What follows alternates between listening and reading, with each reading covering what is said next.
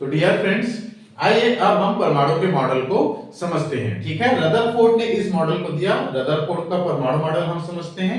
Rutherford के परमाणु model किस चीज पर बेस है? जो अभी अभी हमने पढ़ा एक्सपेरिमेंट, उस एक्सपेरिमेंट के ऊपर बेस्ड है। ये उस एक्सपेरिमेंट के ऊपर आधारित है।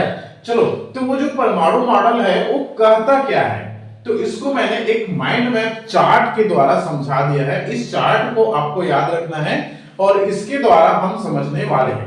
तो इस परमाणु मॉडल में चार मुख्य बातें हैं। पहला मुख्य बात है परमाणु के नाभिक के बारे में।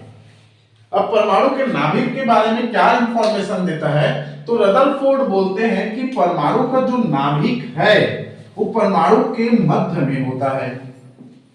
ठीक, रदरफोर्ड ने क्या कहा कि परमाणु के नाभिक कहां पे होता है? परमाणु के मध्य में होता है। जैसे ये हमारे पास परमाणु है तो उसके बीच में क्या होगा? उसका नाभिक होगा। तो ये जो हमारे पास बीच है ये क्या है? उसका नाभिक है। तो रदरफोर्ड ने क्या कहा कि परमाणु के मध्य में क्या होता है? उसका नाभिक होता है। और इस नाभिक का आवेश कितना होता है? तो इस नाभिक का आवेश होता है धन। ठीक है, अब उन्होंने क्या कहा कि परमाणु का जो संपूर्ण द्रव्यमान है वो परमाणु के नाभिक में ही रहता है। ठीक, मेन पॉइंट कि परमाणु का द्रव्यमान कहां पे रहता है? परमाणु के नाभिक में होता है। परमाणु का नाभिक का आवेश कितना होता है? धन आवेश होता है। और कहां पे लोकेट रहता है? तो ये परमाणु के केंद्र पर लोकेटेड होता है, परमाणु के केंद्र में स्थित होता है। तो ये हमारे पास नाभिक के बारे में इंफॉर्मेशन है। दूसरा, परमाणु के मॉडल के दूसरा पॉइंट क्या है? दूसरा पॉइंट है परमाणु के आकार के बारे में। आप भी ऐसे ही याद रखना, जल्दी याद रहेगा। तो क्या इंफॉर्मेशन देता है? परमाणु के आकार के बारे में। आकार के बारे में उन्होंने क्या बताया? उन्होंने बताया कि परमाणु की जो नाभिक है उसकी त्रिज्या कितनी होती है? उसकी त्रिज्या होती है 10 के घात -15 मीटर। और परमाणु की जो त्रिज्या है वो कितनी है? 10 के घात -10 मीटर। इसका मतलब ये है कि यहां से लेकर यहां तक मैं नापूं तो कितना है? 10 के घात -15 मीटर होगा, सॉरी 10 मीटर होगा। और इस नाभिक को यदि मैं नापूं तो ये होगा 10 के घात -15 मीटर। ठीक है, तो नाभिक की त्रिज्या कितनी है? 10 के घात -15 मीटर। और परमाणु की त्रिज्या कितनी है? 10 के घात -10 मीटर। इससे मतलब, इसका मतलब ये हुआ कि इस परमाणु का एक ऐसा भाग भी है जो 10 के घात -5 मीटर के बराबर खोखला है। तो परमाणु कितना खोखला है? 10 के घात -5 मीटर खोखला है। और इसी में इलेक्ट्रॉन रहते हैं। ठीक, इलेक्ट्रॉन के बारे में क्या इंफॉर्मेशन दी उसको देखते हैं। तीसरा, उन्होंने बताया इलेक्ट्रॉन के बारे में। क्या बताया? कि परमाणु में जो इलेक्ट्रॉन है वो वृत्ताकार कक्षा में गति करते हैं। ठीक है, नाभिक के चारों ओर गति करते हैं। ठीक, क्या बताए? कि परमाणु में इलेक्ट्रॉन नाभिक के चारों ओर गति करते हैं। और कैसे गति करते हैं? तो वृत्ताकार कक्ष में गति करते हैं। ठीक है, तो इलेक्ट्रॉन के बारे में बस इतना ही याद रखना है कि नाभिक के चारों ओर और कैसी वृत्ताकार कक्षा में गति करते हैं।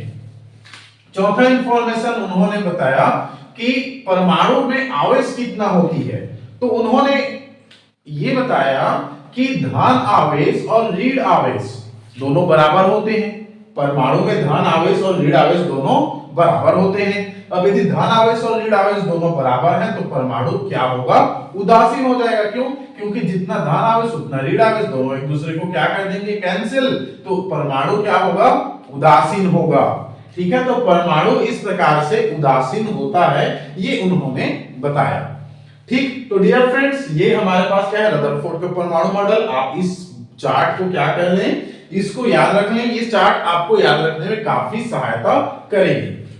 अब इस रदरफोर्ड के परमाणु मॉडल इतना ज्यादा एक्सप्लेन उन्होंने कर दिया, हर चीज उन्होंने बता दिया, लेकिन एक कमी उन्होंने रख दिया। ठीक है, तो इस रदरफोर्ड के परमाणु मॉडल को एक्सेप्ट क्यों नहीं किया गया? ये हमारे पास एक मेन सवाल है। ठीक है, तो इसमें एक कमी थी। ठीक है, तो रदरफोर्ड के परमाणु मॉडल में क्या कमी थी इसी को हमें देखना है। क्या कमी थी? चलो देखें क्या। ओके, 2 मिनट है, ज्यादा नहीं है।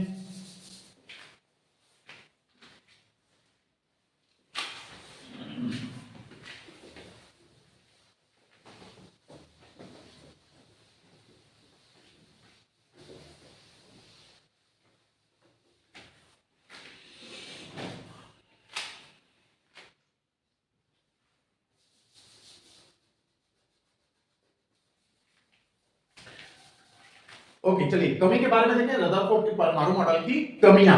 पहला कमी, ठीक, अभी अभी हम एक्सप्लेन करते हुए एक बात बताए कि बीच में नाभिक होता है, नाभिक के चारों ओर इलेक्ट्रॉन होते हैं, ठीक है, नाभिक के चारों ओर इलेक्ट्रॉन होते हैं। मान लो ये इलेक्ट्रॉन है और ये वाला नाभिक है, और मान लो यहां पर ये वाला एक इलेक्ट्रॉन है, ठीक। अब क्वेश्चन ये पूछा गया उनको कि अच्छा ठीक है, हम मान लेते हैं कि बीच में नाभिक है और उसके चारों ओर इलेक्ट्रॉन है, लेकिन आप एक बात बताइए कि जब ये इलेक्ट्रॉन घूमेगा तो घूमते घूमते वो एनर्जी को लॉस करेगा, क्योंकि जब आप दौड़ते हो तो दौड़ोगे तो एनर्जी लॉस होगा, बाइक चलाओगे तो बाइक में मशीन कल पुर्जे घिसेंगे, एनर्जी लॉस होगा। वैसे ही मान लो इलेक्ट्रॉन नाभिक के चारों ओर चक्कर लगा रहे हैं, हमने मान लिया, लेकिन जब ये चक्कर लगाएगा तो लगाते लगाते एनर्जी लॉस होगी। अब एनर्जी लॉस होगी तो बेचारा थकते जाएगा, तो जब ये एनर्जी लॉस होगा तो इसकी त्रिज्या भी क्या होती जाएगी, कम होती जाएगी, और कम होते होते एक ऐसी स्थिति आएगी कि वो नाभिक में गिर जाएगा। तो जब इलेक्ट्रॉन ऊर्जा को लॉस करेगा तो लॉस करते करते करते करते उसकी त्रिज्या क्या हो जाएगी, छोटा हो जाएगी, और एक स्थिति ऐसी आएगी कि इलेक्ट्रॉन नाभिक में जाकर के गिर जाएगा। इस प्रकार सब इलेक्ट्रॉन खत्म, ठीक है। तो जब इलेक्ट्रॉन खत्म हो गया तो इस स्थिति में परमाणु के अस्तित्व भी खत्म हो जाएगा।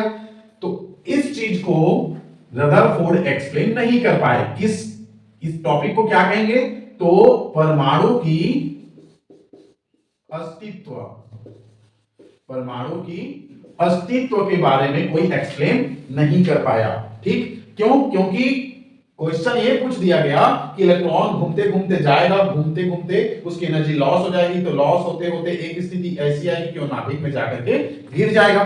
क्यों गिर जाएगा? क्योंकि नाभिक तो उसको खींच रहा है अपनी ओर, इलेक्ट्रॉन में ऋण आवेश, नाभिक में धन आवेश, तो ऋण आवेश और धन आवेश एक दूसरे को खींचेंगे।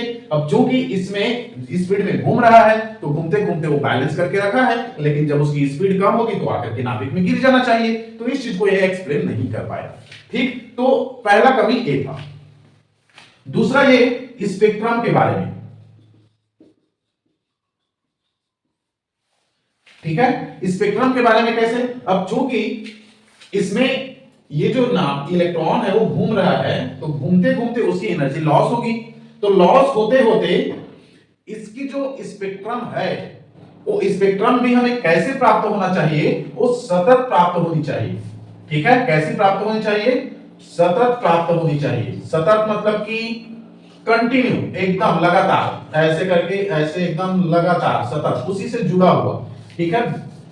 लेकिन प्रयोग से यह पाया गया कि स्पेक्ट्रम सतत नहीं था। स्पेक्ट्रम कैसे था? रेखीय था। स्पेक्ट्रम रेखीय था। रेखीय मतलब ये एक बैंड है, इसमें यहां पे एक लकीर मिला, फिर उसके बाद में यहां पे लकीर मिला, फिर उसके बाद में यहां पे ऐसे लकीर मिला, तो ऐसे हमें स्पेक्ट्रम प्राप्त हुआ।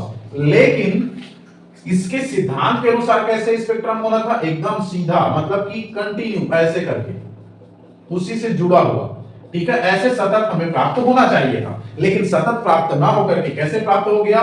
रेखीय प्राप्त हो गया। तो उनको पूछा गया कि ये रेखीय क्यों प्राप्त हुआ है, तो उस चीज को रदरफोर्ड एक्सप्लेन नहीं कर पाए। तो इस वजह से ये दो ठो हमारे पास उनकी कमियां थी। इन कमियों को एक्सप्लेन ना कर पाने की वजह से इनकी परमाणु मॉडल को टोटल पूर्ण रूप से एक्सेप्ट नहीं किया गया। हालांकि रदरफोर्ड का बहुत सारा जो थ्योरी था वो एक्सेप्ट किया गया, जैसे परमाणु की लोकेशन के बारे में, इलेक्ट्रॉन कहां रहते हैं उनके बारे में, तो इन सब चीजों को बहुत अच्छा से उन्होंने बताया, लेकिन दो कमियों की वजह से इसको पूर्ण रूप से एक्सेप्ट नहीं किया गया, ठीक है। तो ये था हमारे पास रदरफोर्ड का परमाणु मॉडल, उसके एक्सपेरिमेंट के बारे में। डियर फ्रेंड्स, ये वीडियो कैसी लगी जरूर बताइए, और यदि आपको अच्छा लगा हो तो जरूर लाइक और सब्सक्राइब कीजिए। Thank you.